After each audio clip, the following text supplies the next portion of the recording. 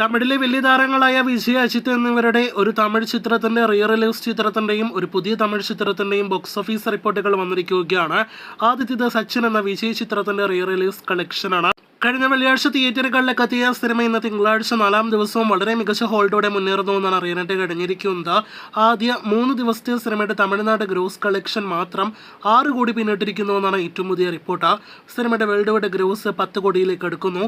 സിനിമയുടെ final Tamil Nadu gross നിലവിലെ trend വെച്ച് നോക്കുകയാണെങ്കിൽ 10 കോടി കടക്കുമെന്നാണ് ഏറ്റവും പുതുതായി തമിഴ് ട്രാക്കേഴ്സ് പുറത്തുവിടുന്ന വിവരം. ഇനി തമിഴ് ന്യൂ ഇയറും കേരളത്തിലെ വിഷു റിലീസ് എല്ലാം തന്നെ പ്രമാണിച്ച് തിയേറ്ററുകളിലേക്ക് എത്തിയ ഗുഡ് ബാഡ് അഗ്ലിയിലേക്ക് വരികയാണെങ്കിൽ സിനിമയുടെ ഈസ്റ്റർ ദിവസത്തിൽ വരെയുള്ള വേൾഡ് വൈഡ് തമിഴ്നാട് കളക്ഷൻ പുറത്തു വന്നിരിക്കുകയാണ്. അതുപ്രകാരം 11 ദിവസങ്ങൾ കൊണ്ട് 230 കോടിയിലധികം വേൾഡ് വൈഡ് ഗ്രോസ് ആണ് പോസിറ്റീവ് ലഭ്യമായ അജിത്തിന്റെ കൊമേഴ്ഷ്യൽ സിനിമ നേടിയെടുത്തിരിക്കുന്നത്. ഈ പറഞ്ഞ 230 കോടിയിൽ 136 കോടിയിലധികം കളക്ഷനും തമിഴ്നാട്ടിൽ നിന്ന് സിനിമ ആദ്യ 11 ദിവസങ്ങൾ കൊണ്ട് നേടിയെടുത്തതാണ്.